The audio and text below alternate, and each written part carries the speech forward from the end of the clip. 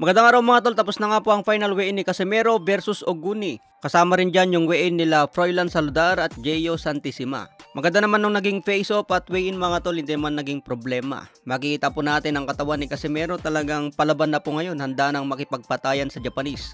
Maganda rin yung kondisyon ni Oguni mga tol, mukhang nakanda rin kay Cuadro Alas. Pero mas manipis lang talaga yung katawan ni Oguni. Kung mabody shot ito at mapanga, tignan natin kung kayang tanggapin ang solid punches ni Casimero. Alam naman natin kapag tumama ang solid ni Casimero pwedeng lumipad ang panga.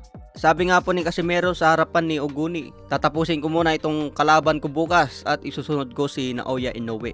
Kaya napatanong yung mga Japanese kung saan daw kumukuha ng lakas si Casimero, kung bakit sinasabi niyang tatalunin niya si Naoya Inoue. Sabi naman ni Cuadro Alas mga tol, galing daw ito sa mga fans. Sinasabi daw kasi ng mga fans na si Cuadro Alas lang ang makakatalo kay Naoya Inoue. Kaya papatunayan daw ni Casimero sa mga fans na kaya niyang talunin ang monster ng Japan. Para hindi daw magsisi yung mga solid supporter ni Cuadro Alas. Medyo napatingin pa nga dito si Oguni mga tol kahit hindi niya naintindihan yung sinasabi ni Cuadro Alas. Matagal ko ng dream yan. Naoya Inoue is my best friend now. So, Naoya Inoue, where are you? So, yun, excited na ako na sana manalo ako sa laban na to. At thank you. So, tatapusin ko muna to at isusunod ko si Naoya Inoue.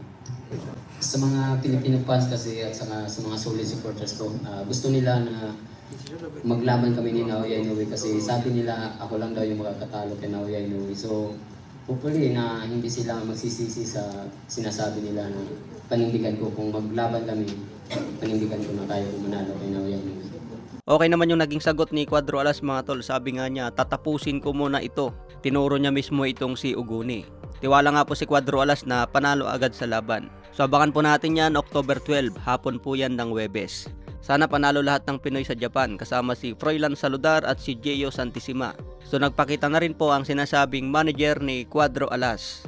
Sana mabigyan pa ng mas dekalibreng kalaban si Cuadro Alas bago mapalaban kay Naoya Inoue.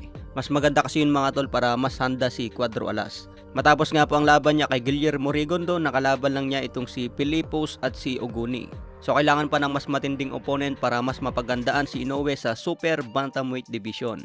Sa ibang banda naman, nag-announce na rin ang Top Rank promotion tungkol sa laban ni Jerwin Ancas versus Takuma Inoue sa November 15. Sigurado na po yan mga tol, dadayo na naman ang Pinoy sa Japan. December 26 naman ang laban ni Marlon Tapales versus Naoya Inoue. Nakahanda na rin si Marlon Tapales para ma-upset niya itong si Inoue.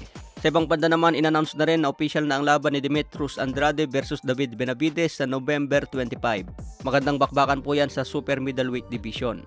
Okay mga tol, hanggang dito na lang muna tayo sa ngayon. Abangan na lang po natin ang mga karagdagang updates. Maraming salamat po.